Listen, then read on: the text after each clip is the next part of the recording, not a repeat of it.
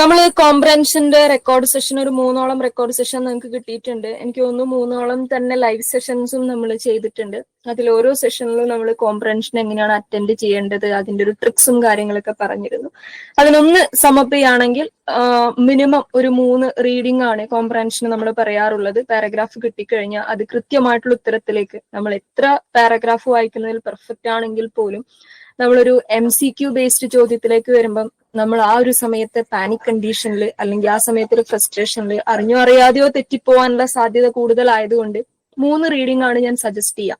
അതായത് ഒരു വേഗവായന, അതായത് സ്പീഡായിട്ട് വെറുതെ എന്തിനെ കുറിച്ചാണ് എന്നുള്ളത് അറിയാൻ വേണ്ടിയുള്ള ഒരു സ്പീഡ് റീഡിംഗ് ആണ് ആദ്യത്തെ വായന. രണ്ടാമത്തെ വായന ആ പാരഗ്രാഫിന്റെ അർത്ഥം മനസ്സിലാക്കിയുള്ള വായനയാണ്. മൂന്നാമത്തെ വായന ഓരോ ചോദ്യങ്ങൾക്കനുസരിച്ച് ചോദ്യങ്ങളുടെ ഉത്തരം കണ്ടുപിടിക്കാനുള്ള വായനയാണ്. അത് ചിലപ്പം അവിടെ ഇവിടെയൊക്കെ വായിച്ചാൽ മതിയോ, ആ ചോദ്യത്തിന്റെ കീവേഡ് ഉള്ളിടത്ത് വായിച്ചാൽ മതിയോ. മൂന്നാമത്തെ വായന നിങ്ങളുടെ കൺവീനിയൻസ് ആണ്. പക്ഷെ 1ഉം 2ഉം വായന ഭയങ്കര ക്രൂഷ്യലാണ് എന്നുള്ളതാണ്. അതാണ് അതിന്റെ ഒരു നമ്മളൊരു വേ ഓഫ് പ്രാക്ടീസ് പറഞ്ഞിട്ടുണ്ടായിരുന്നത്. അപ്പം ആ രീതിയിൽ തന്നെ നമുക്കൊരു ചോദ്യം ചെയ്ത് നോക്കാം. പുതിയ ചോദ്യമാണ്. പുതിയ ചോദ്യം എന്ന് പറഞ്ഞാൽ 2020 ചോദിച്ചൊരു ചോദ്യമാണ്. ഒരിക്കലും കോംപ്രഹെൻഷന്റെ പാരഗ്രാഫുകൾ റിപ്പീറ്റ് ചെയ്യാറില്ല എന്നുള്ളത് കൊണ്ട് തന്നെ ഏത് പാരഗ്രാഫ് എടുത്തിട്ട് നമ്മൾ കോംപ്രഹെൻഷൻ പ്രാക്ടീസ് ചെയ്താലും അത് വർത്താവും എന്നുള്ളതാണ്. ഓക്കെ, അതൊരു എന്താ പറയാ, നമുക്കൊരു പ്രാക്ടീസ് ആവും എന്നുള്ളത് കൊണ്ട് ഏത് ടൈമിലതാണ് കോംപ്രഹെൻഷൻ ക്വസ്റ്റ്യൻ എന്നുള്ളതിനെ കുറിച്ച് നമ്മൾ വെറീഡ് ആവേണ്ട ആവശ്യമില്ല. ഒരു പാരഗ്രാഫ് വായിക്കുക, അത് അതിന്റെ ഉത്തരം കണ്ടുപിടിക്കുക എന്നുള്ളതാണ്. അതിന് ഏത് ഇയറിലെ ക്വസ്റ്റ്യൻ നിങ്ങൾ എടുത്താലും പ്രശ്നമില്ല, പ്രാക്ടീസ് ആവുക എന്നുള്ളതാണ്. അപ്പം നാളെ മറ്റന്നാളായിട്ട് എക്സാം വരുന്ന ഒരു കുട്ടികളാണ് നമ്മൾ എന്നുള്ളതുകൊണ്ട്, കാൻഡിഡേറ്റ്സ് ആണ് നമ്മൾ എന്നുള്ളത് കൊണ്ട് തന്നെ നമുക്കൊന്ന് ഒറ്റക്കൊന്ന് ചെയ്ത് നോക്കാം. പുതിയ സെറ്റാണ്. ഞാനും എന്താ പറയാ PPT മാത്രമേ ഉണ്ടാക്കിയിട്ടുള്ളൂ, ഞാനും വായിച്ചിട്ടില്ല. നമുക്ക് ഒന്നിച്ച് ചെയ്തു നോക്കാം. ആദ്യത്തെ വായന സ്പീഡ് റീഡിംഗ് ആയിരിക്കണം. ഞാൻ ഒരു പാരഗ്രാഫ് ഷെയർ ചെയ്യുന്നുണ്ട്. നമുക്ക് ഒന്നിച്ച് വായിക്കാം. ഒരു മാക്സിമം പോയ ഒരു 5 മിനിറ്റ് എടുത്തിട്ട്, മാക്സിമം ആണ് 5 മിനിറ്റ്, സ്പീഡ് റീഡിങ്ങിന് മാക്സിമം ആണ് 5 മിനിറ്റ്. 5 മിനിറ്റിനുള്ളിൽ എന്ത് ചെയ്യാം, പെട്ടെന്ന് അത് എന്തിനെ കുറിച്ചാണ് എന്നുള്ളൊരു ധാരണ കിട്ടാൻ വേണ്ടി മാത്രമുള്ള ഒരു വായനയാണ്. ആ വായനയൊന്ന് വായിക്കാം. എന്തിനെ കുറിച്ചാണ് പാരഗ്രാഫ് മൊത്തത്തിൽ സംസാരിച്ചുകൊണ്ടിരിക്കുന്നത്? The topic, the theme, digital and social marketing. Good. പലർക്കും പലതായിരിക്കും കിട്ടിയിട്ടുണ്ടാവുക, പല കീ ടേമുകളായിരിക്കും മൈൻഡിലേക്ക് വന്നിട്ടുണ്ടാവുക.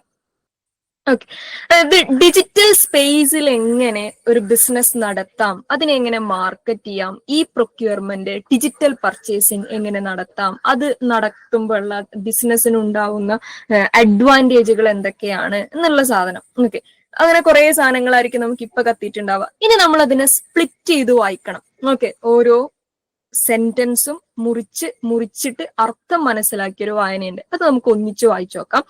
നമുക്കതിനെ മുറിച്ച് ഓരോ സെന്റൻസ് ആക്കിയിട്ട് ഓരോന്നിനും സ്പ്ലിറ്റ് അപ്പ് ചെയ്ത് വായിക്കാം. ഞാനൊന്ന് വായിക്കാം. Yes, okay. നമുക്കിനി ഇതിന്റെ അർത്ഥം മനസ്സിലാക്കി ഒന്ന് വായിച്ചു നോക്കാം. ഓക്കെ, അർത്ഥം മനസ്സിലാക്കി വായിക്കാനും മാക്സിമം എടുക്കേണ്ടത് 5 മിനിറ്റ് ആണ്. ചിലപ്പോൾ നമുക്ക് അതിലെ വേർഡ്സിന്റെ ചില വാക്കുകളുടെ അർത്ഥം ഒന്നും അറിയാൻ പറ്റുണ്ടാവില്ല. ആ സമയത്ത് നമുക്ക് ഡിക്ഷണറിയും യൂസ് ചെയ്യാൻ പറ്റില്ല. പക്ഷെ അതിന്റെ അപ്പുറത്തും ഇപ്പുറത്തുള്ള സെന്റൻസുകളോ വാക്കുകളോ കണ്ടിട്ട് അതിന്റെ അർത്ഥം ഊഹിക്കുവാനുള്ളൊരു എന്താ പറയാ, ഒരു കോമൺ സെൻസ് അല്ലെങ്കിൽ കോംപ്രഹെൻഷൻ എബിലിറ്റി നമുക്ക് ഉണ്ടായിരിക്കണം എന്നുള്ളതാണ്. അങ്ങനത്തെ സാധനങ്ങൾ കിട്ടാൻ വേണ്ടിയാണ് നമ്മൾ ഈ പല ചോദ്യങ്ങൾ ചെയ്യുന്നത്. ഒരിക്കലും റിപ്പീറ്റ് ചെയ്യാത്തൊരു ചോദ്യത്തിന് എന്തിനാണ് PYQ ചെയ്യുന്നത് എന്ന് ചോദിച്ചു കഴിഞ്ഞാൽ അത് സ്പീഡ് കൂടാൻ, നമുക്ക് അതിന്റെ ഒരു നാക്ക് മനസ്സിലാവാൻ, ഇതൊക്കെയാണ് അതിന്റെ ആവശ്യം. നമുക്കൊന്ന് വായിച്ചു നോക്കാം.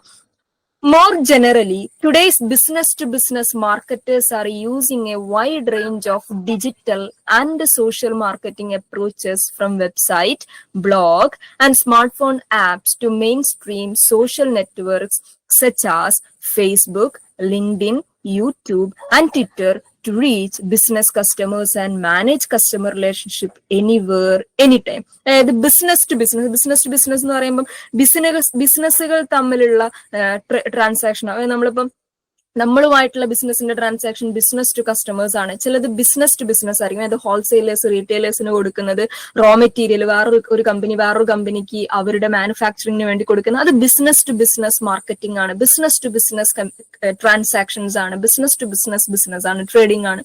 അപ്പൊ അങ്ങനത്തെ ബിസിനസ് ടു ബിസിനസ് B2B ട്രാൻസാക്ഷനുകൾ മാർക്കറ്റ് ചെയ്യുന്ന മാർക്കറ്റേഴ്സ് അല്ലെങ്കിൽ ബിസിനസ് ചെയ്യുന്ന ആളുകൾ ഈ ഡിജിറ്റൽ സോഷ്യൽ മാർക്കറ്റിംഗ് അപ്രോച്ചുകൾ അല്ലെങ്കിൽ സോഷ്യൽ മീഡിയാസിനെ കൂടുതൽ ഉപയോഗിക്കണം. അതായത് മുമ്പ് അവരുടെ വെബ്സൈറ്റ്, അവരുടെ ബ്ലോഗ്, അവരുടെ ആപ്പുകളൊക്കെയാണ് ഉപയോഗിച്ചുകൊണ്ടിരുന്നത്. അതിൽ നിന്നും മെയിൻ സ്ട്രീം സോഷ്യൽ നെറ്റ്വർക്കിംഗ് സൈറ്റുകളായ Facebook, LinkedIn, YouTube, Twitter, Instagram, WhatsApp പോലെയുള്ള വൈഡ് റേഞ്ച് ആയിട്ട് ബിസിനസ് കസ്റ്റമേഴ്സ് ഉപയോഗിക്കുന്ന സാധനങ്ങളിൽ കൂടെ എന്ത് ചെയ്യാൻ തുടങ്ങിയിട്ടുണ്ട്, മാർക്കറ്റ് ചെയ്യാൻ തുടങ്ങിയിട്ടുണ്ട്. എന്നിട്ട് കസ്റ്റമേഴ്സിനെ മാനേജ് ചെയ്യാനും അവർ തമ്മിലുള്ള റിലേഷൻഷിപ്പ്, അവർ ഏത് നാട്ടിലായാലും എവിടെ ആയാലും എപ്പോഴായാലും അവർ തമ്മിൽ ഇൻ ടച്ചിലായിരിക്കാനുള്ള എല്ലാ പ്രവർത്തനങ്ങളും ഇപ്പോൾ ബിസിനസ് ടു ബിസിനസ്സിലെ ആളുകൾ ചെയ്തുകൊണ്ടിരിക്കുന്നുണ്ട്. അതാണ് ആദ്യത്തെ സെന്റൻസിന്റെ അർത്ഥം. ഇനി digital and social marketing has rapidly become the new space four engaging business customers. അതായത് പഴയ കാലത്ത് നിന്ന് അപേക്ഷിച്ച് നമ്മൾ ഉപയോഗിക്കുന്ന സോഷ്യൽ മീഡിയ ത്രൂ ഉള്ള മാർക്കറ്റിംഗ് അല്ലെങ്കിൽ ഡിജിറ്റൽ മാർക്കറ്റിംഗ്, സോഷ്യൽ മാർക്കറ്റിംഗ് എന്ന് പറയുന്നത് പുതിയൊരു ഫീൽഡ് ആയിട്ട് തന്നെ വന്നിട്ടുണ്ട്. അതിലൂടെ ബിസിനസ് കസ്റ്റമേഴ്സുമായിട്ട് കുറച്ചും കൂടി മുമ്പത്തേക്കാൾ കൂടുതൽ ഈസി ആയിട്ടും മുമ്പത്തേക്കാൾ കൂടുതൽ വൈഡ് ആയിട്ടും കസ്റ്റമേഴ്സുമായിട്ട് എൻഗേജ് ചെയ്യാൻ പറ്റാറുണ്ട്. Business to business e procurement yields many benefit. അപ്പൊ അതിലൂടെ, അതായത് ബിസിനസ് ടു ബിസിനസ് ട്രാൻസാക്ഷന്റെ അകത്തേക്ക് ഒരു സോഷ്യൽ മീഡിയ മാർക്കറ്റിംഗ് വരുമ്പോൾ ഡെഫിനറ്റ്ലി അതൊരു ഇ പർച്ചേസിങ് സംഭവങ്ങളിലേക്ക് മാറും. അതായത് അവിടെ പോയി സാധനം എടുക്കുക എന്നുള്ളതിലേക്ക് അപ്പുറത്തേക്ക് നമ്മൾ ഇലക്ട്രോണിക് സ്പേസിൽ അല്ലെങ്കിൽ ഇന്റർനെറ്റ് സ്പേസിൽ ഇരുന്നുകൊണ്ട് പർച്ചേസ് നടത്തുന്ന പരിപാടി വരും. അതുകൊണ്ട് തന്നെ ഈ പ്രൊക്യൂർമെന്റ് എന്ന് പറയുന്ന ഒരു സാധനം വന്നതോടുകൂടി അതിനൊരുപാട് ബെനിഫിറ്റ് ബിസിനസ്സുകൾക്ക് കൊടുത്തിട്ടുണ്ട് എന്നാണ് പറയുന്നത്. ഫസ്റ്റ്, ആദ്യത്തെ ഒരു ബെനിഫിറ്റ് പറയുകയാണെങ്കിൽ it ഷേവ്സ് transaction cost and result in more efficient purchasing for both buyers and suppliers. ആദ്യം അത് തന്ന ബെനിഫിറ്റ് എന്ന് പറഞ്ഞു കഴിഞ്ഞാല് അങ്ങോട്ട് പോകാനും ഇങ്ങോട്ട് വരാനും അതിന്റെ ബാക്കിയുള്ള ആ ട്രാൻസാക്ഷൻ നടത്താനുള്ള ചെലവുണ്ടല്ലോ, അത് ബയ്യറുടേതും സെല്ലറുടേതും ബയ്യറുടേതും സപ്ലയറുടേതും രണ്ടുപേരുടെയും എന്ത് കുറച്ചു, ആ ഒരു ട്രാൻസാക്ഷൻ കോസ്റ്റ് ഷേവ് ചെയ്ത് കളഞ്ഞു. വിച്ച് മീൻസ് അതിനെ എന്താ പറയുക, തുടച്ചു നീക്കി എന്നുള്ളൊരു അർത്ഥമാണ്. ഇനി രണ്ടാമത്തത്, ഈ procurement reduces the time between order and delivery. അതുകൊണ്ട് തന്നെ ഈ ഡിജിറ്റൽ സ്പേസിലേക്ക് പർച്ചേസിംഗ് മാറി, അല്ലെങ്കിൽ ഈ പ്രൊക്യൂർമെന്റ് ഈ പർച്ചേസിംഗ് ആയതുകൊണ്ട് തന്നെ ആ സാധനം നമ്മൾ ഓർഡർ ചെയ്ത് അത് ഇവിടെ എത്തുക, അങ്ങനെയുള്ള ആ ഒരു ടൈം ഗ്യാപ്പ്, നമ്മൾ ഓർഡർ കൊടുക്കുന്നതും ഡെലിവറി എത്തുന്നതും തമ്മിലുള്ള ഗ്യാപ്പ് എന്ത് ചെയ്തു, കുറഞ്ഞു. കാരണം ഇതൊക്കെ ഓൺലൈനാണ്. ഇവിടെ എത്തിക്കുന്ന ഡെലിവറി ബോയിന്റെ ഒരു ആസ്പെക്ട് അല്ലാതെ വേറെ എവിടെയും ഹ്യൂമൻ ആസ്പെക്ട് വരുന്നില്ല. എല്ലാം ഇന്റർനെറ്റ് ആണ്. ആ പേപ്പർ വർക്കും സാധനങ്ങളും ഒക്കെ കുറഞ്ഞു, ടൈം എന്തായി, റെഡ്യൂസ് ആയി. And A web browser purchasing program eliminate the paperwork associated with the traditional requisition and the ordering procedure and helps an organization keep better track of all purchase.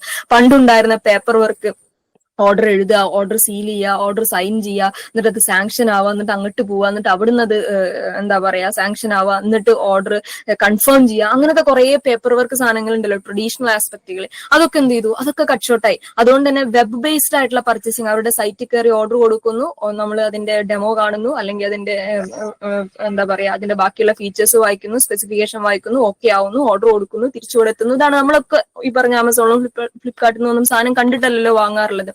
അതിന് specification വായിക്കുന്നു, okay ആണെന്ന് നമുക്ക് തോന്നുന്നു, നല്ല കമ്പനിയാണെന്ന് തോന്നുന്നു, നമ്മൾ order ചെയ്യുന്നു, ഇവിടെ എത്തുന്നു, നമ്മൾ ഉപയോഗിക്കുന്നു. ഇതാണ് ഇതിന്റെ ഒരു പിന്നിലുള്ള ഒരു സാധനം.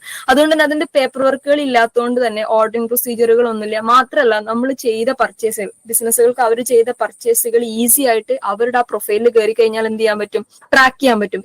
എന്ത് പർച്ചേസ് എത്ര സമയം കൊണ്ട് എത്തി എന്നുള്ള മറ്റേ നമുക്ക് പേപ്പർ വർക്കാണ്. അതാണ് മറ്റൊരു ഗുണം. പിന്നെ ഫൈനലി അവസാനമായി, beyond the cost and time savings, ചെലവ് ചുരുക്കുക അല്ലെങ്കിൽ സമയം കുറയ്ക്കുക എന്നുള്ളതിലൊക്കെ അപ്പുറം, ബിയോണ്ട് ദാറ്റ് ഈ procurement frees purchasing people from a lot of drudgery and paper work. അതിനൊക്കെ അപ്പുറത്തേക്ക് അതിന്റെ ഏറ്റവും വലിയൊരു ഗുണം എന്ന് പറഞ്ഞു കഴിഞ്ഞാൽ, പർച്ചേസ് ചെയ്യുന്ന ആളുകൾ, പർച്ചേസ് ചെയ്യുന്ന കമ്പനി, പർച്ചേസ് ചെയ്യുന്ന കസ്റ്റമർ, ഹൂ ഇറ്റ് ഈസ്, അവർക്ക് ഈ പേപ്പർ വർക്ക് അല്ലെങ്കിൽ അതിന്റെ പിന്നിലുള്ള നൂലാമാല പരിപാടികൾ അതിൽ നിന്നൊക്കെ അവർ ഫ്രീ ആയി എന്നുള്ളതാണ് അതിന്റെ ഏറ്റവും വലിയൊരു ബെനിഫിറ്റ് ആയിട്ട് കാണുന്നത്. ഇനി നമ്മൾ എവിടെയാ നിർത്തി? In turn it frees them to focus on more strategic issues such as finding better supply sources and working with supplies to reduce cost and develop new products. അപ്പം ആ പണിയൊക്കെ കുറഞ്ഞതുകൊണ്ട് തന്നെ അവർക്ക് വേറെ എന്ത് കിട്ടി, വേറെ കുറെ സമയം ബാക്കിയുള്ള സാധനങ്ങൾക്ക് ഇൻവെസ്റ്റ് ചെയ്യാൻ കിട്ടി. എന്ന് പറഞ്ഞാൽ ഈ പറഞ്ഞ പോലെ കോസ്റ്റ് കുറഞ്ഞ സപ്ലൈസിനെ തിരയുക, സപ്ലൈസുമായിട്ട് ഡിസ്കഷൻ നടത്തിയിട്ട് കോസ്റ്റ് കുറയ്ക്കുക, കുറച്ചും കൂടി ബെറ്റർ സപ്ലൈ സോഴ്സ് തിരയുക, ഇങ്ങനത്തെ പരിപാടിക്കൊക്കെ എന്ത് കിട്ടി, ഇവർക്ക് ഒരുപാട് സമയം കിട്ടി. ഓക്കെ, കാരണം എന്താ, പേപ്പർ വർക്ക് അവിടെ കുറഞ്ഞു. ആ സമയം അവർ ഇങ്ങനത്തെ കുറെ സാധനങ്ങൾക്ക് പ്രൊഡക്റ്റീവായിട്ട് ഉപയോഗിച്ചു. The rapidly expanding use of e-procurement, however, also presents some problem. പക്ഷെ എന്നിരുന്നാലും ഈ പ്രൊക്യൂർമെന്റ് അല്ലെങ്കിൽ ഇന്റർനെറ്റ് ബേസ്ഡ് ആയിട്ടുള്ള പർച്ചേസിംഗ് എക്സ്പാൻഡ് ആയതോടുകൂടി അത് ഡെവലപ്പ് ആയതോടുകൂടി ചില പ്രോബ്ലംസ് ഒക്കെ ഉണ്ടായിട്ടുണ്ടായിരുന്നു. ഫോർ എക്സാമ്പിൾ പറയുകയാണെങ്കിൽ, at the same time that the internet makes it possible for suppliers and customers to share business data and even collaborate on product design, it can also erode decades old customer supplier relationship. അതായത് എന്ത് സംഭവിക്കുന്ന വെച്ച് കഴിഞ്ഞാൽ ഈ procurement based ആയതുകൊണ്ട് തന്നെ സപ്ലൈസും കസ്റ്റമേഴ്സും തമ്മിലുള്ള business data ഇങ്ങനെ ഷെയർ ആക്കപ്പെടും. അതായത് അവരുടെ ഡാറ്റയും നമ്മുടെ ഡാറ്റയും ഒക്കെ ഷെയർ നമ്മൾ കഴിഞ്ഞ ദിവസം ഏതൊരു ചോദ്യത്തിലും കണ്ട് ഡിസ്കസ് ചെയ്തിട്ടുണ്ടായിരുന്നു. അതായത് ഈ പറഞ്ഞ പോലെ എന്ത് ചെയ്യും, നമ്മളെ പ്രൈവസി ഡീറ്റെയിൽസോ അല്ലെങ്കിൽ ഡിസൈനുകളോ ട്രേഡ് മാർക്കുകളോ അല്ലെങ്കിൽ ഇങ്ങനത്തെ എന്താ പറയുക കോൺഫിഡൻഷ്യൽ ആയിട്ടുള്ള സാധനങ്ങളോ എൻക്രിപ്റ്റഡ് ആവേണ്ട ഡാറ്റകളോ ഇതൊക്കെ എന്ത് ചെയ്യപ്പെടും, ഇതൊക്കെ അറിഞ്ഞോ അറിയാതെയൊക്കെ ഷെയർ ചെയ്യപ്പെടും. അങ്ങനെ ഷെയർ ചെയ്യപ്പെടുമ്പം കുറെ വർഷങ്ങളാണ് അവർ തമ്മിലുള്ള പ്രശ്നങ്ങൾ ഉണ്ടാവുന്നതാണ്. അതായത് അടിച്ചു മാറ്റി എന്നുള്ള പ്രശ്നങ്ങളോ അല്ലെങ്കിൽ വിശ്വാസതക്കുറോ ഇതൊക്കെ ഉണ്ടാവാൻ സാധ്യത. അതുകൊണ്ട് തന്നെ വർഷങ്ങളായിട്ടുള്ള കസ്റ്റമർ സപ്ലൈ റിലേഷൻഷിപ്പ് ഇല്ലാതാവാനുള്ള ഒരു ചാൻസ് അവിടെ ഉണ്ടായി എന്നുള്ളതാണ്. മാത്രമല്ല കസ്റ്റമേഴ്സിനെ നേരിട്ട് കാണുന്നില്ല എന്നുള്ളതൊക്കെ ഒരു വലിയ പ്രശ്നമാണ്. Many buyers now use the power of the internet to pit suppliers against one another and search out better deals, product and turn around times on a purchase by purchase basis. മാത്രമല്ല പല ബയേഴ്സും എന്ത് ചെയ്യുന്നുണ്ട്, ഈ ഇന്റർനെറ്റിന്റെ ഒരു vast ആയിട്ടുള്ള അതിന്റെ ഒരു അവൈലബിലിറ്റി കൂടുതലാണ്, അതിൽ നിന്ന് എന്തും സെർച്ച് ചെയ്യാമെന്നുള്ള സംഭവം വന്നപ്പം പല ബയേഴ്സും, അതായത് വാങ്ങുന്ന പല ആൾക്കാരും പല സപ്ലയേഴ്സിനും സ്ഥിരമായി വാങ്ങിക്കൊണ്ടിരുന്ന സപ്ലയേഴ്സിനെ ഒക്കെ അങ്ങോട്ട് പോട്ട പുല്ല് എന്ന് പറഞ്ഞാൽ അങ്ങോട്ട് മാറ്റിയിട്ടിട്ട് വേറെ സപ്ലയേഴ്സിനെ തിരയുകയും അവരുമായിട്ട് ഡീൽ ഉണ്ടാക്കുകയും ഇവരോടൊന്നും മിണ്ടാതിരിക്കുകയും അങ്ങനത്തെ കുറെ പർച്ചേസ് പ്രശ്നങ്ങളൊക്കെ ഉണ്ടാവാൻ തുടങ്ങി എന്നുള്ളതാണ്. ഇനി ഈ procurement can also create potential security concern. മാത്രമല്ല അതിന് സെക്യൂരിറ്റി കൺസേൺ ഉണ്ട്, നേരത്തെ പറഞ്ഞ പോലെ പ്രൈവസി അണ്ടർ ത്രെട്ടിലായിരിക്കും എന്നുള്ളത്. ഓൾദോ എന്നിരുന്നാലും home shopping transactions can be protected through basic encryption. അതായത് ഈ പറഞ്ഞ പോലെ നമ്മൾ ആഭ്യന്തരമായി നടത്തുന്ന ഷോപ്പിംഗ് എന്ന് പറയും, നമ്മുടെ എന്താ പറയാ നമ്മുടെ രാജ്യത്തിനകത്ത് അല്ലെങ്കിൽ നമ്മുടെ ഒരു പഞ്ചായത്തിനകത്ത് നമ്മുടെ വാർഡിനകത്ത് അല്ലെങ്കിൽ നമ്മുടെ ഒരു കൺവീനിയന്റ് ഏരിയക്കകത്ത് നടത്തുന്ന ഹോം ട്രാൻസാക്ഷൻസ് ഒക്കെ എൻക്രിപ്റ്റഡ് ആയിരിക്കും. അതായത് അതിനൊരു എൻക്രിപ്ഷൻ ഉണ്ടാവും, അപ്പുറത്തുള്ള ആ ഒരു കോഡ് ഡിക്രിപ്റ്റ് ചെയ്താൽ മാത്രമേ അവർക്ക് അത് ആക്സസ് ചെയ്യാൻ പറ്റില്ല, അല്ലെങ്കിൽ മൂന്നാമതൊരാൾക്ക് നമ്മുടെ ട്രാൻസാക്ഷനകത്തേക്ക് കടക്കാൻ പറ്റില്ല എന്നുള്ള എൻക്രിപ്ഷൻ ഹോം ട്രാൻസാക്ഷൻ, അതായത് ആഭ്യന്തരമായിട്ടുള്ള നമ്മുടെ രാജ്യത്തിനകത്ത് നടക്കുന്ന ട്രാൻസാക്ഷൻ അത് പോസിബിൾ ആണ്. പ്രൈവസി ത്രെട്ടൊന്നും വലിയ രീതിയിൽ ഉണ്ടാവില്ല. പക്ഷെ ഇന്റർനാഷണൽ ട്രാൻസാക്ഷനിലൊക്കെ ആ ഒരു എൻക്രിപ്ഷൻ ചിലപ്പോൾ സാധ്യമല്ലാതെ വരും. The secure environment that business need to carry out confidential interaction is something still lacking. പക്ഷെ എന്നിരുന്നാലും ബിസിനസ് ആസ്പെക്ടിലേക്ക് വരുമ്പം അതിന്റെ ഒരു കോൺഫിഡൻഷ്യാലിറ്റിയും പ്രൈവസിയും ഒക്കെ ഇല്ലാതായിക്കൊണ്ടിരിക്കുന്ന ഒരു ആസ്പെക്ട് ആണ് ഈ പ്രൊക്യൂർമെന്റ് വന്നപ്പോൾ ഉണ്ടായത് എന്നാണ് മൊത്തത്തിൽ ഈ പാരഗ്രാഫിന്റെ മീനിങ്ങും അതിന്റെ ആശയം എന്ന് പറയുന്നത്. ഇത്രയും ക്ലിയർ ആയാൽ മാത്രമേ, അതായത് ഇതിന്റെ മീനിങ് മാത്രമല്ല ഇതിന്റെ ആശയം ഇതാണ് എന്നുള്ള സാധനം കൂടി ക്ലിയർ ആയാൽ മാത്രമേ നമ്മൾ ചോദ്യങ്ങള് കണക്ട് ചെയ്യാൻ പറ്റുള്ളൂ എന്നുള്ളതുകൊണ്ടാണ്. ഇതാണ് രണ്ടാമത്തെ വായന. ഇങ്ങനെയാണ് രണ്ടാമത്തെ വായന നിങ്ങൾ വായിക്കേണ്ടത്. മൂന്നാമത്തെ വായന നമ്മൾ ഓരോ ചോദ്യം വായിച്ച് ചോദ്യങ്ങൾക്ക് വേണ്ടിയുള്ളതാണ്. അതിൻ്റെ ഇടയ്ക്ക് നിങ്ങൾക്ക് ചിലർക്ക് ചോദ്യങ്ങൾ ആദ്യമേ ഒരു 5 ചോദ്യങ്ങളോ ഓരോ വട്ടം വായിച്ചു നോക്കേണ്ടി വരും. അതൊക്കെ ഓരോരുത്തരുടെ കൺവീനിയന്റ് ആണ്. പക്ഷെ ആദ്യത്തെ 2 വായന ക്രൂഷ്യൽ ആണ്. അതിനുശേഷം നിങ്ങൾ എങ്ങനെ വായിച്ചാലും, ചോദ്യം വായിച്ച് പിന്നെയും ചോദ്യം വായിച്ച് എങ്ങനെ വായിച്ചാലും അത് നിങ്ങളുടെ കൺവീനിയൻസ് ആണ്. ആദ്യത്തെ 2 വായന ദാറ്റ് ഇസ് ക്രൂഷ്യൽ. ഇനി നമ്മൾ മൂന്നാമത്തെ വായനയിലേക്ക് പോവാണ്. മൂന്നാമത്തെ വായന പക്ഷെ നമ്മൾ പാരഗ്രാഫ് അല്ല വായിക്കുക, ചോദ്യം വായിച്ച് ചോദ്യത്തിന്റെ ഉത്തരം കണ്ടുപിടിക്കാനുള്ള ഒരു വായനയായിരിക്കും.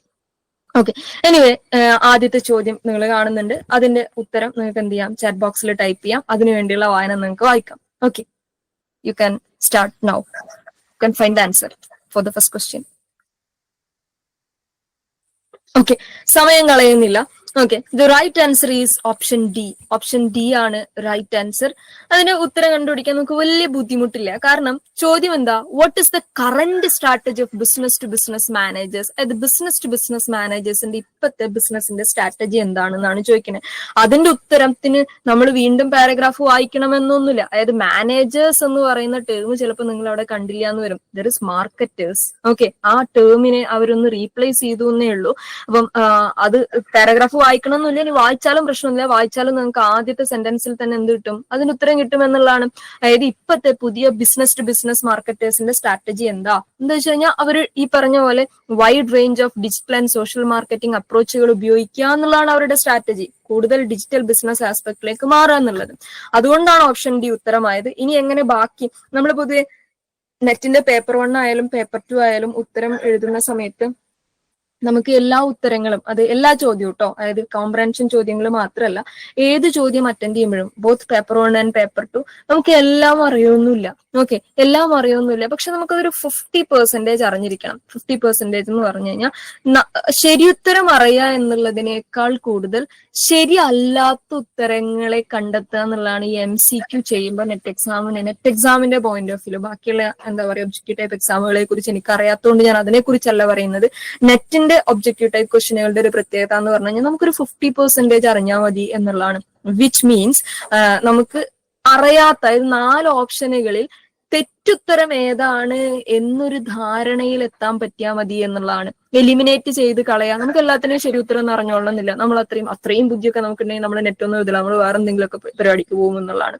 അപ്പൊ നമ്മൾ അല്ലെങ്കിൽ എലിമിനേറ്റ് ചെയ്യാൻ സാധ്യതയുള്ള അല്ലെങ്കിൽ തെറ്റാണ് എന്ന് നമുക്ക് സാധ്യതയുള്ള സാധനങ്ങളെ വെട്ടിക്കളഞ്ഞ് അവസാനം ബാക്കിയാവുന്ന സാധനം ഉണ്ടല്ലോ, അതാണ് ഉത്തരം. ഓക്കെ, ആ ഉത്തരത്തെ ചിലപ്പോൾ നമുക്ക് പരിചയം പോലും ഉണ്ടാവില്ല, പക്ഷെ ബാക്കിയുള്ളതിനെ എലിമിനേറ്റ് ചെയ്യാൻ നമുക്ക് പറ്റിയിട്ടുണ്ട് എന്നുള്ളതാണ് നമ്മുടെ സ്കില്ല്. ആ സ്കില്ല് തന്നെയാണ് നെറ്റ് കിട്ടുക അല്ലെങ്കിൽ നെറ്റിന് ഉത്തരം കിട്ടുക എന്നുള്ളൊരു സാധനത്തിന്റെ ഒരു ബേസിക് ആയിട്ടുള്ള ഐഡിയ എന്ന് പറയുന്നത്. അതിലപ്പുറത്തേക്ക് 150 ചോദ്യങ്ങൾക്കും ഉത്തരം അറിയാം, അതിൽ ചോദിക്കുന്ന എല്ലാ ടോപ്പിക്കുകളും നമുക്ക് അറിയാം എന്നുള്ളതല്ല അതിന്റെ പിന്നിലുള്ള സയൻസ്.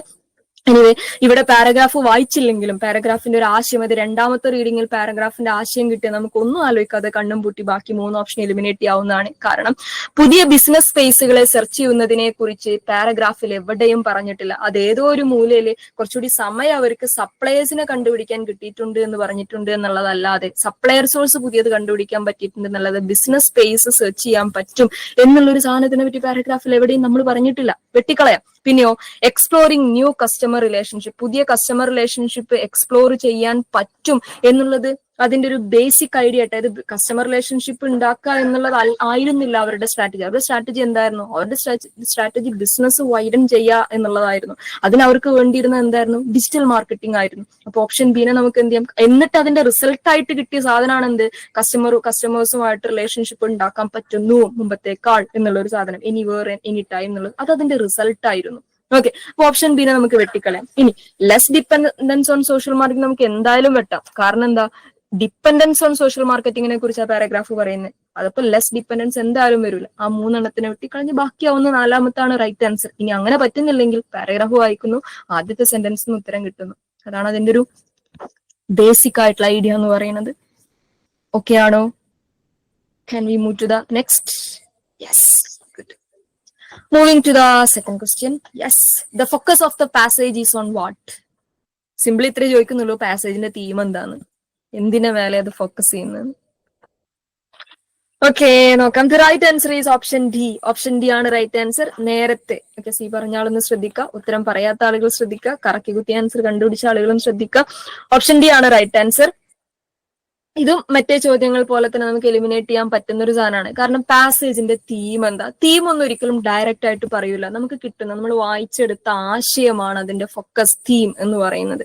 അപ്പം സപ്ലയേഴ്സിന്റെ പവറിനെ കുറിച്ച് എവിടെയും പറഞ്ഞിട്ടില്ല. സപ്ലയേഴ്സിനെ കുറിച്ച് എന്താ പറയാ, കുറച്ച് കൂടുതൽ കിട്ടി ഡിജിറ്റൽ മാർക്കറ്റിലേക്ക് കടന്നപ്പം എന്ന് പറയുന്നുണ്ട് എന്നുള്ളല്ലാതെ സപ്ലയേഴ്സിന്റെ ഒരു ബെനിഫിറ്റിനെ കുറിച്ചോ അല്ലെങ്കിൽ സപ്ലയേഴ്സിന്റെ ഒരു പവറിനെ കുറിച്ചോ അഡ്വാൻറ്റേജിനെ കുറിച്ചോ പാരഗ്രാഫ് പറയുന്നില്ല. വെട്ടിക്കളയാം. ഇനി ബേസിക് ബിസിനസ് ഡാറ്റ എൻക്രിപ്ഷൻ, അതായത് ബിസിനസ്സിന് ഷെയർ ചെയ്യപ്പെടുന്ന ഡാറ്റയെ എൻക്രിപ്റ്റ് ചെയ്തിട്ട് ബേസിക് എൻക്രിപ്ഷൻ വേണം, പ്രൈവസി കൺസേൺ ഉണ്ട് എന്നുള്ളതല്ല അതിന്റെ തീം. അത് അതിന്റെ അവസാന ഭാഗത്തേക്ക് പറയുന്ന ഒരു കൺസേൺ ആണ്, പ്രൈവസി ത്രെട്ടിലാണ് എന്നുള്ളത് ഒരു കൺസേൺ പറയുന്നുണ്ട് എന്നുള്ളതല്ലാതെ ആ പാസേജ് ഫോക്കസ് ചെയ്യുന്ന തീം ഒരിക്കലും ഡാറ്റ എൻക്രിപ്ഷൻ അല്ല. ഇനി സപ്ലൈ സൈഡ് ഓഫ് ബിസിനസിന്റെ സപ്ലൈയെ കുറിച്ചല്ലല്ലോ, ബയേഴ്സിനെ കുറിച്ചും പറയുന്നുണ്ട്. അപ്പൊ സപ്ലൈയെ കുറിച്ച് മാത്രം പറയുന്ന ഒരു പാരഗ്രാഫ് അല്ല. സിയും വെട്ടിക്കളയാം. ശരിക്കും എന്തിനെ കുറിച്ചാണ് പറയുന്നത്? ഈ പർച്ചേസിങ്ങിനെ കുറിച്ച്, പ്രൊക്യൂർമെന്റിനെ കുറിച്ച്, അതിന്റെ ഫീച്ചേഴ്സ്, അതിനെ ക്രിട്ടിക്കലി അനലൈസ് ചെയ്യാണ്, അതിന്റെ നല്ല സൈഡും അതിന്റെ ചീത്തവശവും പറയാണ്. So option D will be the right answer. Moving to the third question. What can be a strategic issue as a result of less paperwork? Okay, wait ചെയ്യുന്നില്ല, ഞാൻ ശരി ഉത്തരം വരാൻ വേണ്ടി വെയിറ്റ് ചെയ്യായിരുന്നു. The right answer is option C. അതാ ഞാൻ പറഞ്ഞത്, എല്ലാ ചോദ്യങ്ങൾക്കും അങ്ങനെ ഒരു എലിമിനേഷൻ, അതായത് ആശയത്തിൽ നിന്ന് ബാക്കി ഓപ്ഷൻ എലിമിനേറ്റ് ചെയ്യാൻ പറ്റുന്ന ഒരു സ്ട്രാറ്റജി കോമ്പ്രഹെൻഷന്റെ എല്ലാ ചോദ്യങ്ങളിലും പ്രതീക്ഷിക്കരുത്. അത് വളരെ അപൂർവമായി കിട്ടുന്ന ഒരു ലെക്കാണ്. ഈ ഒരു ചോദ്യത്തിന് ഉത്തരം എഴുതാൻ അല്ലെങ്കിൽ ഉത്തരം കിട്ടാൻ നമ്മൾ അതിന്റെ കീ ടേം ഉള്ള സെന്റൻസിനെ ഫൈൻഡ് ചെയ്യണം എന്നുള്ള നിർബന്ധമാണ്. ഇല്ലാന്നുണ്ടെങ്കിൽ നിങ്ങൾ തെറ്റുത്തരം പറയും. ഓക്കെ, ഇല്ലെങ്കിൽ ഡി പറയാനുള്ള സാധ്യത, ഡിയും ബി ഒക്കെ പറയാനുള്ള സാധ്യത കൂടുതലാണ്. ചോദ്യം എന്താ, പേപ്പർ വർക്ക് കുറയുമ്പോൾ ഉണ്ടാവുന്ന ഒരു സ്ട്രാറ്റജിക് ഇഷ്യൂ, അത് ബിസിനസ് ഫേസ് ചെയ്യുന്ന ഒരു ചാലഞ്ച്, വലിയ ഇഷ്യൂ ഒന്നും പറയാൻ പറ്റില്ല, അതൊരു ചാലഞ്ചാണ്. ആ ചാലഞ്ചിനെ കുറിച്ച് പാരഗ്രാഫിൽ പറയുന്നുണ്ട്. അതെന്താണെന്നുള്ളതാണ് ചോദിക്കുന്നത്. അപ്പൊ പേപ്പർ വർക്ക് കുറഞ്ഞാൽ എന്ത് സംഭവിക്കും എന്നുള്ളൊരു പ്രശ്നത്തെ കുറിച്ച് ചോദിക്കുന്ന സമയത്ത്, അല്ലെങ്കിൽ നിങ്ങൾ അതിനെ ബാക്കിയുള്ള അതിന്റെ ഒരു എന്താ പറയാ, നമ്മുടെ ഒരു പോയിന്റ് ഓഫ് വ്യൂ ഇങ്ങനെ ആലോചിക്കുന്ന സമയത്താണ് നിങ്ങൾ ഡി പറയുന്നത്. അതായത് ട്രഡീഷണൽ കസ്റ്റമർ റിലേഷൻഷിപ്പിന് ഇമ്പോർട്ടൻസ് എന്താ പറയാ കൊടുക്കാൻ പറ്റും, അല്ലെങ്കിൽ അത് കൊടുക്കാൻ പറ്റും എന്നുള്ളൊരു സാധനം, അല്ലെങ്കിൽ അവരെ അല്ലെങ്കിൽ ആ ഒരു റിലേഷൻഷിപ്പിന് പ്രശ്നങ്ങൾ വരും എന്നുള്ള ആ രീതിയിൽ ചിന്തിക്കുന്ന ഒരു സാധനം ഉണ്ടല്ലോ, അത് നമ്മൾ ആ എലിമിനേഷൻ ഇവിടെ അപ്ലൈ ചെയ്യുന്നതുകൊണ്ടാണ്. ഇവിടെ ആ എലിമിനേഷൻ അപ്ലൈ ചെയ്യരുത്, അതിന് പറ്റിയൊരു ചോദ്യമല്ല ഇത് ഇവിടെ. കാരണം അത് ടീമിനെ കുറിച്ചല്ല ചോദിച്ചത്, ഫസ്റ്റ് ചോദ്യത്തെ പോലെ അത്ര ഈസി ആയിട്ടുള്ള ഒരു ചോദ്യമല്ല, കുറച്ച് കോംപ്ലിക്കേറ്റഡ് ആയിട്ട് ചോദിച്ചൊരു ചോദ്യമാണ്. ഇതിന്റെ ഉത്തരം നമ്മൾ പാരഗ്രാഫ് വായിച്ചിട്ട് ഈ സ്ട്രാറ്റജിക് ഇഷ്യൂ, അതായത് പേപ്പർ വർക്ക് ഇല്ലാതായി കഴിഞ്ഞാലുള്ള സ്ട്രാറ്റജിക് ഇഷ്യൂ എന്താണെന്ന് ചോദിക്കുന്ന സ്ട്രാറ്റജിക് ഇഷ്യൂ ആണ് ഇവിടുത്തെ കീ ടേം എന്ന് പറയുന്നത്. അത് പാരഗ്രാഫിൽ എവിടെ എന്നുള്ളത് നമ്മൾ കണ്ടുപിടിക്കണം. അങ്ങനെ നോക്കുമ്പോൾ നമുക്ക് എവിടെ കാണാം, നമ്മൾ പേപ്പർ വർക്ക് എന്ന് കാണുന്ന ആ സാധനത്തിന്റെ അവിടേക്ക് കടക്കാം കേട്ടോ. ഇതാ പേപ്പർ വർക്കിനെ കുറിച്ച് പറയുന്ന ആ ഒരു സെന്റൻസ് ഉണ്ടല്ലോ, അതിന്റെ അയൽവാസി സാധനങ്ങൾ ഇങ്ങനെ നോക്കുന്നത് അവിടെ വന്നു. Frees purchasing people from a lot of drudgery in paper work in return. Paper work കുറഞ്ഞതിന് ശേഷം, അല്ലെങ്കിൽ ആ പേപ്പർ വർക്കിന് രക്ഷപ്പെട്ടതിന് ശേഷം, ഇൻ റിട്ടേൺ അതിന്റെ ഫലമായി, it frees them to focus on more strategic issues. കൂടുതൽ തന്ത്രപരമായിട്ടുള്ള കാര്യങ്ങളിലേക്ക് ഫോക്കസ് ചെയ്യാൻ ആരെ പ്രേരിപ്പിച്ചു? ബിസിനസ്സുകാരെ പ്രേരിപ്പിച്ചു. അതെന്തൊക്കെയാ സ്ട്രാറ്റജിക് ഇഷ്യൂ എന്നുള്ള കോമന്റ് ഇവിടെ പറയുന്നുണ്ട്. Such as finding better supply source, പുതിയ സപ്ലൈ സോഴ്സുകൾ കണ്ടുപിടിക്കുക. ഈ പറഞ്ഞ പുതിയ സപ്ലൈ സോഴ്സുകൾ എന്നുള്ള ഓപ്ഷൻ ഇവിടെ എവിടെയും ഇല്ല. അപ്പം അതല്ല. And working with supplies to reduce cost. ഈ പറഞ്ഞ എന്താ പറയാ, സപ്ലൈസിന്റെ കൂടെ സംസാരിച്ച് അല്ലെങ്കിൽ അവരുടെ കൂടെ വർക്ക് ചെയ്തിട്ട് കോസ്റ്റ് റെഡ്യൂസ് ചെയ്യാന്നുള്ള സാധനം, ആ ഒരു ഓപ്ഷൻ ഇവിടെ കാണുന്നില്ല. ഇവിടെ അടുത്ത നോക്കുക, ആൻഡ് ഡെവലപ്പ് ന്യൂ പ്രോഡക്റ്റ്, അതുണ്ടല്ലോ, ന്യൂ പ്രോഡക്ട്സിനെ ഡെവലപ്പ് ചെയ്യാന്നെടുക്കുക. സോ ഇങ്ങനെയാണ് ചോദ്യങ്ങൾക്ക് ആൻസർ, അല്ലെങ്കിൽ പാരഗ്രാഫിന് ആൻസർ ഫൈൻ. കൃത്യമായിട്ട് ഡയറക്റ്റ് ആയിട്ട് ചോദിച്ചൊരു ചോദ്യമാണ് സെന്റൻസിന്, അങ്ങനെ തന്നെ ചോദിക്കുള്ളൂ. അപ്പം ഓക്കെ ആണോ? കീ ടേം പാരഗ്രാഫിൽ കണ്ടുപിടിക്കുക, അതിന്റെ ഇടത്തും വലത്തും നോക്കുക, അവിടെ ഉത്തരം ഉണ്ടാവും. സെന്റൻസ് മുഴുവൻ വായിക്കുക. അതിൽ ഇഷ്യൂസ് 3 പറഞ്ഞിരുന്നു. ആദ്യത്തെ 2 ഓപ്ഷൻ്റെ അകത്ത് ഉണ്ടായിരുന്നില്ല, ഒഴിവാക്കി. 3ാമത്തെ പോയിന്റ് എവിടെ ഉണ്ടായിരുന്നു? ഓപ്ഷനിൽ ഉണ്ടായിരുന്നു, നമ്മൾ എടുത്തു.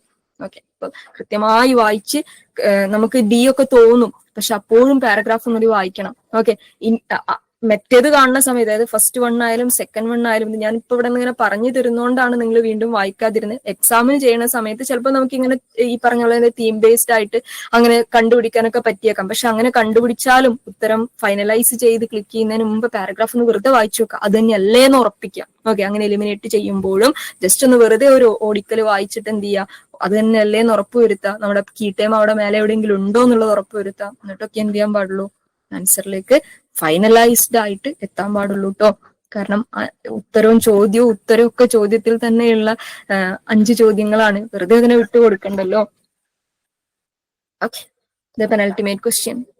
What can be the main issue with e-procurement vis-a-vis power of internet?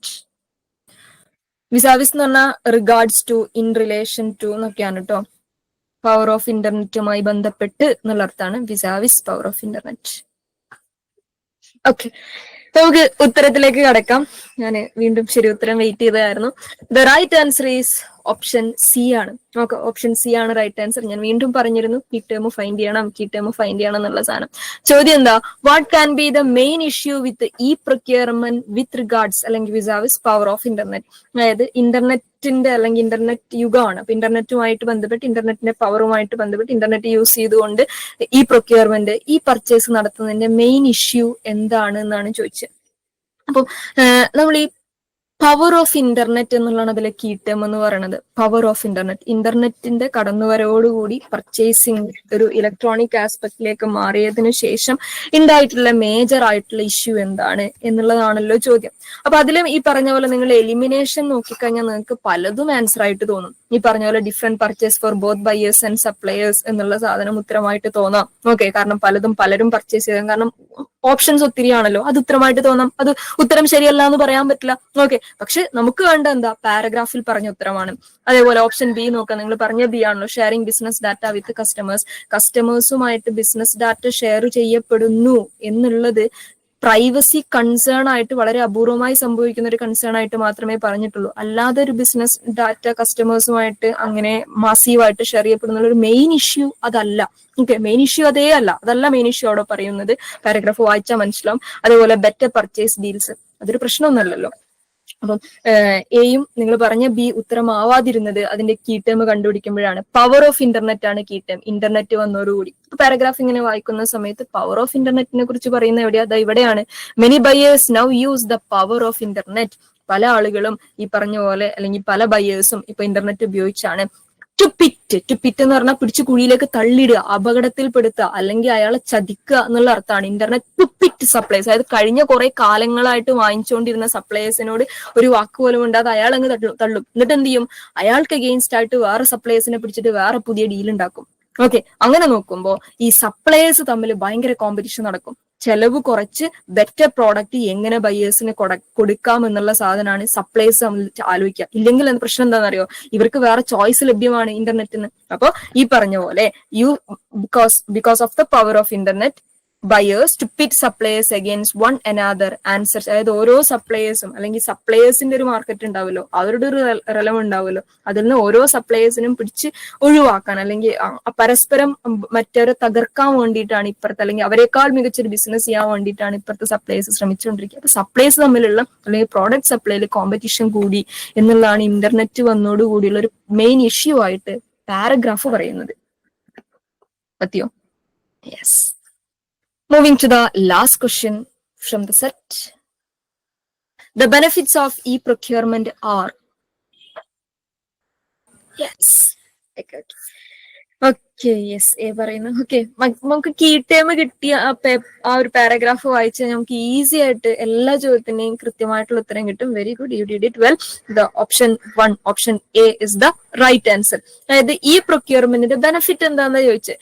ഈ പ്രൊക്യൂർമെന്റിന്റെ ബെനിഫിറ്റിനെ കുറിച്ച് പറയുന്ന പോർഷൻ ആ പാരഗ്രാഫ് ഒന്ന് കട്ട് ചെയ്തെടുക്കുക എന്നുള്ളത് മാത്രമേ നമ്മൾ ചെയ്യേണ്ടതുള്ളൂ. നോക്കാം, എന്താ ഈ പ്രൊക്യൂർമെന്റ് yields മെനി ബെനിഫിറ്റ്. ഈ പ്രൊക്യൂർമെന്റിന് ഒരുപാട് ബെനിഫിറ്റ് ഉണ്ട്. എന്തൊക്കെ ബെനിഫിറ്റുകളാ പറയുന്നത്? ഇറ്റ് ഷേവ്സ് ട്രാൻസാക്ഷൻ കോസ്റ്റ് കുറയ്ക്കുന്നു, കോസ്റ്റ് റിഡക്ഷൻ. അപ്പൊ ഇത് വരുവേ. ഇനി and result in more efficient purchasing for both buyers and supplies. Efficient പർച്ചേസിംഗിനെ കുറിച്ച് പറയാത്തോണ്ട് നമുക്ക് അതിനെ ഒഴിവാക്കി കളയാം. And reduce the time between order and delivery എന്ന് പറഞ്ഞാൽ ക്വിക്ക് ഡെലിവറി നടക്കുമെന്നർത്ഥം, പെട്ടെന്ന് ഡെലിവറി നടക്കുമെന്നർത്ഥം. അതേപോലെ പേപ്പർ വർക്ക് എലിമിനേറ്റ് ചെയ്യും എന്നുള്ള സാധനം ഓപ്ഷനിൽ എവിടെയും പറയാത്തോണ്ട് നമുക്ക് എന്ത് ചെയ്യാം? അതിനെ കട്ട് ചെയ്ത് ഒഴിവാക്കാം എന്നുള്ളതാണ്. കോസ്റ്റ് കുറയ്ക്കുന്നതിനെ കുറിച്ചും ടൈം റിഡ്യൂസ് ചെയ്യുന്ന ക്വിക്ക് ഡെലിവറി, പെട്ടെന്ന് ഡെലിവറി നടക്കും എന്നുള്ളതിനെ കുറിച്ച് മാത്രമേ ഓപ്ഷനുകൾക്കകത്ത് അറേഞ്ച് ചെയ്തിട്ടുള്ളൂ എന്നുള്ളതുകൊണ്ട് 1 ഉം 2 ഉം എന്തായാലും വരും. അപ്പൊ 1 ഉം 2 ഉം എന്തായാലും വരുമ്പം 1 ഉം 2 ഉം വരുന്ന ഒരു ഓപ്ഷനെ നമുക്ക് ഒറ്റ ഓപ്ഷനെ അവിടെ കാണുന്നുള്ളൂ. ഓക്കെ, ബാക്കി 1 4 ഉണ്ട്. നമുക്ക് നോക്കാം. Longer time for strategic procurement. അതായത് സ്ട്രാറ്റജിക് പ്രൊക്യൂർമെന്റ് എന്ന് പറഞ്ഞു കഴിഞ്ഞാൽ നമ്മൾ ഈ തന്ത്രപരമായിട്ടുള്ള ബിസിനസ് സ്ട്രാറ്റജികളാണ് ഉദ്ദേശിക്കുന്നത്. അപ്പൊ ഈ പ്രൊക്യൂർമെന്റ് വന്നോടുകൂടി തന്നെ അതിന് ഒരുപാട് സമയമെടുക്കുന്നു എന്ന് പറയുന്ന ഒരു സാധനം വരുന്നില്ലല്ലോ. സോ ഓപ്ഷൻ 3 വരൂല. ഇനി എംപതറ്റിക് പർച്ചേസ് എന്ന് പറഞ്ഞു കഴിഞ്ഞാല് അപ്പുറത്തുള്ള ആളെയും കൂടി കൺസിഡർ ചെയ്തുകൊണ്ടുള്ള പർച്ചേസ്. ബിസിനസ്സിന് അങ്ങനെ ഒരു എമ്പതി ഇല്ല. അത് കോമ്പറ്റേറ്റീവ് മാർക്കറ്റ് ആണ്. അവിടെ കോമ്പറ്റീഷൻ ആണ് ഉണ്ടാവാന്ന് ലാസ്റ്റ് പോർഷനിലേക്ക് പറഞ്ഞിട്ടുണ്ട്. അപ്പൊ പിന്നെ എംപതറ്റിക് പർച്ചേസ് എന്നുള്ള ആ ഒരു ഹ്യൂമാനിറ്റേറിയൻ കൺസെപ്റ്റ് അവിടെ വരുന്നില്ല. അപ്പൊ 4 കട്ട് ചെയ്ത് കളയുന്നു. Option 1 will be the right answer. അപ്പൊ ഇങ്ങനെയാണ് പ്രാക്ടീസ് ചെയ്യുക. ഇനിയിപ്പം 28-നല്ലേ, 2 ദിവസം കൂടി ഉണ്ട്. ഈ ചോദ്യങ്ങളല്ലാതെ പുതിയ ഞാൻ അന്ന് പറഞ്ഞ പോലെ ChatGPT-നോടൊക്കെ ഒരു പാരഗ്രാഫ് തരുമെന്ന് ചോദിക്കാം, അല്ലെങ്കിൽ പ്രീവിയസ് ഒരു ക്വസ്റ്റ്യൻ സ്വന്തമായിട്ട് ഇങ്ങനെ ചെയ്ത് നോക്കുക. സ്വന്തമായിട്ട് ചെയ്തതിന് ശേഷം ആൻസർ കീയുമായിട്ട് മാച്ച് ചെയ്യാം. ഇപ്പം ഈ പറഞ്ഞ കീ ടേം ഒക്കെ നോക്കി പാരഗ്രാഫ് ഒക്കെ വായിച്ചും നമുക്ക് തന്നെ ഒരു കോൺഫിഡൻസ് വരണം. ചില ഡാറ്റേന്റെ ചോദ്യങ്ങളൊക്കെ ചെയ്യുന്ന സമയത്ത് ഉത്തരം കിട്ടുമ്പോൾ ഉണ്ടാവുന്ന ഒരു സന്തോഷം ഉണ്ടല്ലോ, ആ സന്തോഷമാണ് കോംപ്രഹെൻഷന്റെ 5 ചോദ്യങ്ങൾ ശരിയാകുമ്പോൾ കിട്ടുന്ന ഒരു സന്തോഷം എന്ന് പറയുന്നത്. ഓക്കെ, എസ്പെഷ്യലി ഇംഗ്ലീഷുമായിട്ട് വലിയ കണക്ഷൻ ഇല്ലാത്ത ആളുകളെ സംബന്ധിച്ച് 5 ചോദ്യങ്ങളും ശരിയാവുക എന്ന് പറയുമ്പോൾ അത് വലിയൊരു കിട്ടൽ തന്നെയാണ്. ഓക്കെ, അപ്പം എല്ലാ ചോദ്യങ്ങളും അങ്ങനെ തന്നെ നന്നായിട്ട് പരീക്ഷ ചെയ്ത ഹോൾ ടിക്കറ്റ് സംഭവങ്ങളൊന്നും മറന്നു പോകണ്ട. കോൺഫിഡന്റ് ആയിട്ട് എഴുതാം. ഭയങ്കര പാനിക്കായിട്ട് പോയിട്ട് എന്താ പറയാ, ഭയങ്കര ടെൻസ്ഡ് ആയിട്ട് പോയിട്ട് എഴുതാതിരിക്കുക. 3 മണിക്കൂറുണ്ട്, 150 ചോദ്യങ്ങളേ ഉള്ളൂ. അതില് എന്താ പറയാ, അരമണിക്കൂർ നമ്മളെ സ്പീഡ് അനുസരിച്ച് അരമണിക്കൂർ എന്തായാലും ഡാറ്റയ്ക്ക് പോവും. ഏകദേശം 10-20 മിനിറ്റ് എന്തായാലും ഈ പറഞ്ഞ പോലെ കോംപ്രഹെൻഷന് പോവും. മാക്സിമം അരമണിക്കൂറിന് എടുക്കുക. അപ്പം ഒരു 1-1.5 മണിക്കൂർ പേപ്പർ 1 തന്നെ എന്തായാലും നമുക്ക് വേണം. ബാക്കി 1.5 മണിക്കൂർ പേപ്പർ ടു നിങ്ങളുടെ പേപ്പർ ടു എത്രത്തോളമാണ് അതിന്റെ ഡെപ്ത് എന്ന് എനിക്ക് അറിയില്ല. പക്ഷെ ടൈം ഒക്കെ പ്ലാൻ ചെയ്ത് ഓക്കെ ആയിട്ട് പോവാം. ഓക്കെ, കൊണ്ടുപോകാനുള്ള സാധനങ്ങളൊന്നും മറന്നു പോകാതിരിക്കുക, അവിടെ എത്തിയിട്ട് ടെൻസ്ഡ് ആവാതിരിക്കുക എന്നുള്ളതാണ് ചെയ്യേണ്ട ഒരു കാര്യം. Okay, wish you all the best. Prayers.